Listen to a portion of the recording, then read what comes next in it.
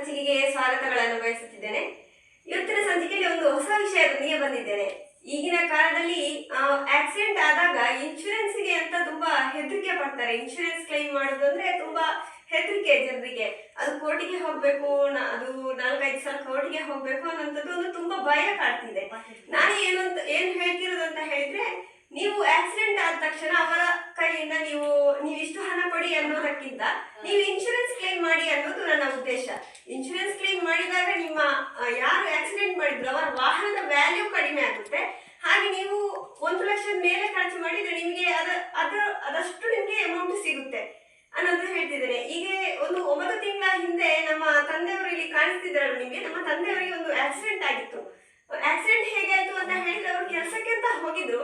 ಕೆಲಸದಿಂದ ಬರ್ಬೇಕಾದ್ರೆ ಒಂದು ಆಟೋ ಚಾಲಕರು ಬಂದು ನಾವೆಲ್ಲ ಸಂವಾದ ಆದ ನಂತರ ಅವರ ಮೇಲೆ ಅವ್ರು ಹೇಳಿದ್ರು, ನನಗೆ ಹುಷಾರಿಲ್ಲ ಅನ್ನುವಂತ ಕಾರಣವನ್ನು ಹೇಳಿದ್ರು.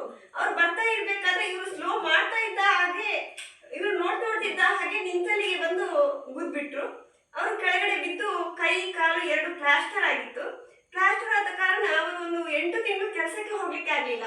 ಈ ಅಪ್ಪನಿಂದಲೇ ಒಂದು ಜೀವನ, ನಮ್ದು ಆದಾಯ ಎಲ್ಲ ಅವರ ಕೈಯಿಂದಲೇ ನಮ್ದು ಜೀವನ ಎಲ್ಲ ಸಾಗೋದ್ರಿಂದ ನಮಗೆ ತುಂಬಾ ಕಷ್ಟದ ಸಂಭವ. ಹೀಗೆ ಅವರು 8 ತಿಂಗಳು ಮನೆಯಲ್ಲೇ ಕೂತಿದ್ರು. ಈಗ ನಾವು ಏನ್ ಮಾಡೋದು? ಅವರು ಹೇಳಿದ್ರು, ನಾವು ನಿಮ್ಗೊಂದು 10-15 ಸಾವಿರ ಕೊಡ್ತೇವೆ. ಅದರಲ್ಲಿ ನಾವು ಏನ್ ಮಾಡೋದು? ನಮ್ಮ ಖರ್ಚು 1 ಲಕ್ಷದ ಮೇಲೆ ಹೋಗಿತ್ತು. ಹಾಸ್ಪಿಟಲ್ಗೆ ಹೋದಾಗ ನಾವು ತೀವ್ರವಾಗಿ ಒಂದು ಇನ್ಶೂರೆನ್ಸ್ ಕ್ಲೈಮಿಗೆ ಅಂತ ಒಂದು ಲಾಯರ್ನ ಭೇಟಿ ಮಾಡಿದ್ವಿ. ನಮ್ಗೆ ಅವರು ಪರಿಚಯದವರೇ ಲಾಯರ್, ಅವರನ್ನ ಭೇಟಿ ಮಾಡಿದ್ವಿ. ನಾವು ಇನ್ಶೂರೆನ್ಸ್ ಕ್ಲೈಮ್ ಮಾಡೋದಕ್ಕೆ ಹೋಗಿದ್ವಿ. ನಿಮ್ಗೆ ಪ್ರೊಸೀಜರ್ ಹೇಗೆ ಇರುತ್ತೆ ಅನ್ನುವಂಥದ್ದು, ನೀವು ಏನು ಭಯ ಪಡಬೇಕು ಅನ್ನುವಂಥದ್ದು ಏನಿಲ್ಲ.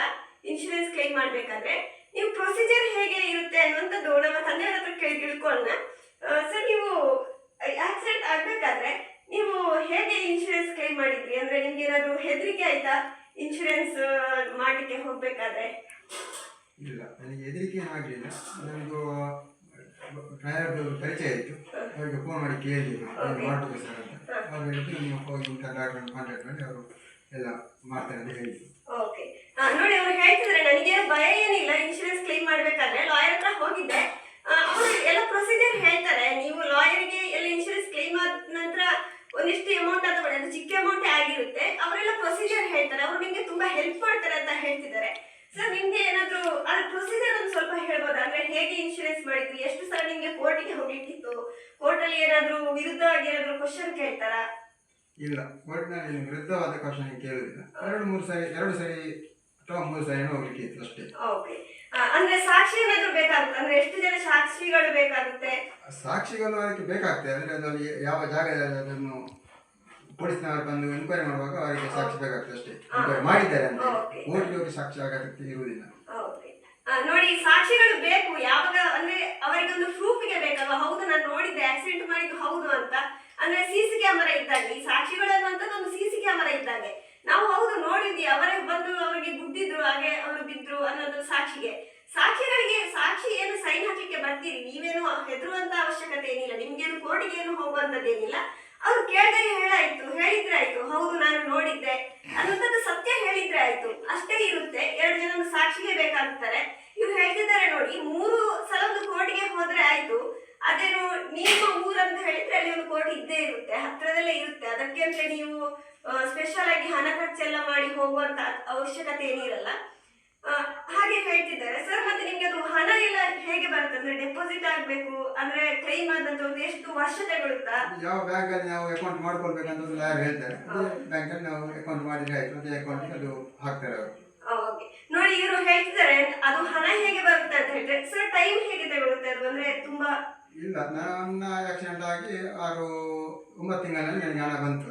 ಓಕೆ, ನೋಡಿ, ಇವರು ಹೇಳ್ತಿದ್ದಾರೆ ಅಂದ್ರೆ ಕೆಲವು ಒಂದು ದೊಡ್ಡ ಅಪಘಾತ ಅಂತ ಹೇಳಿದ್ರೆ ತುಂಬಾ ಸಮಯ ತಗೊಳುತ್ತೆ. ಒಂದು ಲಾಸ್ಟ್ ಇಯರ್ ನಮ್ಮ ಒಂದು ಪಕ್ಕದ ಊರಲ್ಲಿ ಒಬ್ಬರಿಗೆ ಆಕ್ಸಿಡೆಂಟ್ ಆಯ್ತು. ಅವರದೊಂದು 5-6 ವರ್ಷ ತಗೊಂಡಿತ್ತು. ಆದ್ರೆ ಇವರದ್ದು ಒಂದು ಸ್ವಲ್ಪ ಬೇಗ ಆಯ್ತು. ನೀವೇನು ಹೆದರುವಂತದ್ದೇನಿಲ್ಲ, ಬಟ್ ನಿಮ್ಗೆ ಹಣ ಬರುವಂತದ್ದು ಗ್ಯಾರಂಟಿ ಅನ್ನುವಂಥದ್ದು ಹೇಳ್ತಿದ್ದಾರೆ. ನಿಮ್ಗೆ ಲಾಯರೇ ಹೇಳ್ತಾರೆ ಯಾವ ಬ್ಯಾಂಕ್ ಅಲ್ಲಿ ನೀವು ಅಕೌಂಟ್ ನ ಓಪನ್ ಮಾಡ್ಬೇಕು, ಹೇಗೆ ಅದು ಹಣ ಬರುತ್ತೆ, ಪ್ರತಿಯೊಂದು ವಿಷಯನ ಪಿನ್ ಟು ಪಿನ್ ಲಾಯರ್ ಹೇಳ್ತಾರೆ. ನೀವು ಅದನ್ನು ಪಾಲಿಸ್ತಾ ಹೋದ್ರೆ ಆಯ್ತು. ಈಗ ಸರ್, ನಿಮ್ಗೆ ಹಣ ಬಂದದ್ರಲ್ಲಿ ಲಾಯರ್ ಏನಾದ್ರು ತಗೊಳ್ತಾರೆ? ಅದರಲ್ಲಿ ಹೇಗೆ ತಗೊಳ್ತಾರೆ?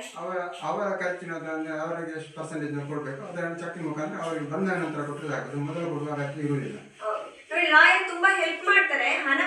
ಮೇಲೆ ನೀವು ಅವರಿಗೆ ಹಣವನ್ನ ಕೊಟ್ರೆ ಆಯ್ತು. ಹೇಗಂತ ಹೇಳಿದ್ರೆ ನಿಮ್ಗೆ ಹಣ ಡೆಪಾಸಿಟ್ ಆದ ನಂತರ ಲಾಯರ್ ಕೇಳ್ತಾರೆ ನಿಮ್ಗೆ ಡೆಪಾಸಿಟ್ ಆಗಿದ್ಯಾ, ಗ್ಯಾರಂಟಿಗೋಸ್ಕರ ಚೆಕ್ ಮಾಡ್ಕೊಳ್ಳಿ, ಅದಾದ್ಮೇಲೆ ನನಗೆ ಹಣ ಕೊಟ್ರೆ ಸಾಕು. ನಿಮ್ಗೆ ಇದು ಈಗ ನಂತರ ಹಣ ಇಲ್ಲ, ಲಾಯರ್ಗೆ ಈಗ ಹಣ ಕೊಡ್ಬೇಕು ಅನ್ನೋಂಥ ಅವಶ್ಯಕತೆ ಏನಿಲ್ಲ. ನೀವು ಹಣ ಬಂದ ಮೇಲೆ ನೀವು ಒಂದು ಚೆಕ್ ಕೊಟ್ರೆ ಆಯ್ತು. ಈಗ ಒಂದು 3-4 ಲಕ್ಷ ಬಂತು ಅಂತ ಹೇಳಿದ್ರೆ ಅವರನ್ನು ಹೇಳ್ತಾರೆ ನನಗೆ ಒಂದು ಇಂತಿಷ್ಟು ಬೇಕು, ನಾನು ಇಷ್ಟು, ಅವರು ವಾದ ಮಾಡಿರ್ತಾರೆ ಕೋರ್ಟಲ್ಲಿ, ಅದಕ್ಕೆ ಬೇಕಾದ ಅವರು ಪ್ರೂಫ್ಗಳು ಕಲಹೆಗಳನ್ನೆಲ್ಲ ಅವರು ತೆಗಿಬೇಕು. ಅದಕ್ಕೋಸ್ಕರ ಅವರು ಅದಷ್ಟು ಕೆಲಸ ಮಾಡಿದ್ರೆ ಆ ಕೆಲಸಕ್ಕೋಸ್ಕರ ನಾವು ಹಣವನ್ನ ಕೊಡ್ಬೇಕು. ಆದ್ರೆ ನೀವು ಏನ್ ಖರ್ಚು ಮಾಡಿರ್ತೀರ ಅದೆಲ್ಲ ಬರ್ತಲ್ವಾ ಸರ್? ಎಲ್ಲ ಬರ್ತದೆ. ಓಕೆ. ಬಟ್ ನೀವು ಆಕ್ಸಿಡೆಂಟ್ ಆದ್ಮೇಲೆ ನೀವು ಗೌರ್ಮೆಂಟ್ ಹಾಸ್ಪಿಟಲ್ ಏನಾದ್ರು ಹಾಗೇನಾದ್ರು ಇದೆಯಾ? ಗೌರ್ಮೆಂಟ್ ಹಾಸ್ಪಿಟಲ್ ಅಡ್ಮಿಟ್ ಆಗ್ಬೇಕು ಅಥವಾ ಪ್ರೈವೇಟ್ ಅಲ್ಲಿ ಅಡ್ಮಿಟ್ ಯಾವ ಹಾಸ್ಪಿಟಲ್ ಅಡ್ಮಿಟ್ ಆದ್ರೂ ನಾನೇ ಬರುತ್ತೆ, ಡಾಕ್ಟರ್ ಕೊಡ್ಬೇಕು. ಆಕ್ಸಿಡೆಂಟ್ ಆದ ನಂತರ ನೀವು ಹಾಸ್ಪಿಟಲ್ ಅಡ್ಮಿಟ್ ಆಗಿರ್ತೀರಾ, ಅದರಲ್ಲಿ ಎಲ್ಲ ಪ್ರೂಫ್ ಇರ್ಬೇಕು. ನೀವು ಎಷ್ಟೆಲ್ಲ ಟೆಸ್ಟ್ ಆಗಿದೆ, ಏನು ಸ್ಕ್ಯಾನರ್ ಆಗಿದೆ, ಏನೆಲ್ಲ ಆಗಿದೆ ಅದೆಲ್ಲ ನಿಮಗೆ ಪ್ರೂಫ್ ನಿಮ್ಮ ಹತ್ರ ಒಂದು ಕರೆಕ್ಟ್ ಆಗಿ ಒಂದು ಫೈಲ್ ಮಾಡ್ಕೊಂಡು ಇಟ್ಕೋಬೇಕಾಗುತ್ತೆ. ಅದೆಲ್ಲ ಫೈಲ್ನೆಲ್ಲ ಮಾಡ್ಕೊಂಡು ಇಟ್ಕೊಂಡಾದ್ಮೇಲೆ ಲಾಯರ್ಗೆ ಅದನ್ನು ಸಬ್ಮಿಟ್ ಮಾಡ್ಬೇಕಾಗುತ್ತೆ. ಲಾಯರ್ ಕೋರ್ಟ್ಗೆ ಸಬ್ಮಿಟ್ ಮಾಡ್ತಾರೆ. ಕೋರ್ಟ್ಗೆ ಸಬ್ಮಿಟ್ ಆದ ನಂತರ ಒಂದು 3 ಸಲ ಹೋಗ್ಲಿಕ್ಕಿರುತ್ತೆ. ಆಗ ಹೋಗಿ ಹೇಳಿದ್ರೆ ಆಯ್ತು ಹೀಗೀಗೆ ಆಯ್ತು ಅನ್ನುವಂಥದ್ದು. ಅದಾದ ನಂತರ ಹಣ ಬಂದಾದ್ಮೇಲೆ ನೀವು ಲಾಯರ್ಗೆ ಹಣವನ್ನ ಕೊಟ್ಟರೆ ಆಯ್ತು. ನಾನು ಇಷ್ಟೇ ಹೇಳುವಂಥದ್ದು, ನೀವು ಆಕ್ಸಿಡೆಂಟ್ ಆದಾಗ ಅವರ ಜೊತೆ ಸಂವಾದ ಮಾಡಿಕೊಂಡು ನೀನೊಂದು 50,000 ಕೊಡು ಅಷ್ಟರಲ್ಲಿ ನಾವು ಮುಗಿಸುವ ಅನ್ನೋದಕ್ಕಿಂತ ಎಲ್ಲರೂ ಇನ್ಶೂರೆನ್ಸ್ ಅನ್ನುವಂಥ ಒಂದು ದಾರಿಯಲ್ಲಿ ಹೋಗಬೇಕು. ಯಾಕಂತ ಹೇಳಿದ್ರೆ ನೀವು ಇನ್ಶೂರೆನ್ಸ್, ಅವರ ಗಾಡಿಗೆ ಇನ್ಶೂರೆನ್ಸ್, ಆಕ್ಸಿಡೆಂಟ್ ಇನ್ಶೂರೆನ್ಸ್ ಮಾಡಿಸಿದ್ರೆ ಅವರ ಗಾಡಿಯ ವಾಹನದ ವ್ಯಾಲ್ಯೂ ಕಡಿಮೆ ಆಗ್ತಾ ಹೋಗುತ್ತೆ. ಒಂದು ಈಗ 5 ಆಕ್ಸಿಡೆಂಟಿನ ಇನ್ಶೂರೆನ್ಸ್ ಆಯ್ತು ಅಂತ ಹೇಳಿದ್ರೆ ಅವರ ಗಾಡಿಯನ್ನು ವಾಪಸ್ ತಗೊಳ್ಳುವಂತಹ ಒಂದು ಚಾನ್ಸಸ್ ಇರ್ಬೋದು. ಅವರಿಗೆ ಗಾಡಿಗೆ ರೈಡ್, ಅವರ ಲೈಸೆನ್ಸ್ ಕ್ಯಾನ್ಸಲ್ ಆಗುವಂತದ ಒಂದು ಚಾನ್ಸಸ್ ಇರ್ಬೋದು, ಅದಷ್ಟು ತುಂಬಾ ಆಕ್ಸಿಡೆಂಟ್ ಮಾಡಿದ್ರೆ ಅನ್ನುವಂಥದ್ದು. ನಾನು ಎಲ್ಲ ಜನರಿಗೆ ಹೇಳ್ತಿದ್ದೇನೆ, ನೀವು ಆಕ್ಸಿಡೆಂಟ್ ಆದ್ಮೇಲೆ ಹೆದರುವಂತ ಅವಶ್ಯಕತೆ ಏನಿಲ್ಲ. ನೀವು ಅವರ ಕೈಯಿಂದ 10,000 15,000 ಹಾಗೆ ತಗೊಳ್ಬೇಡಿ. ಎಲ್ಲರೂ ಲಾಯರ್ನ ಹಿಡಿದು ಇನ್ಶೂರೆನ್ಸ್ ಮೂಲಕ ಹೋಗಿ ಅನ್ನುವಂಥದ್ದನ್ನು ಈ ಸಂಚಿಕೆಯಲ್ಲಿ ಹೇಳ್ತಾ ಇದ್ದೇನೆ.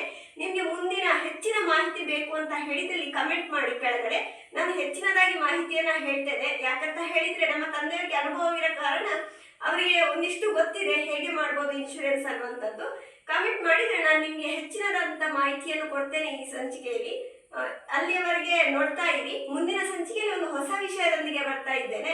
ಧನ್ಯವಾದಗಳು.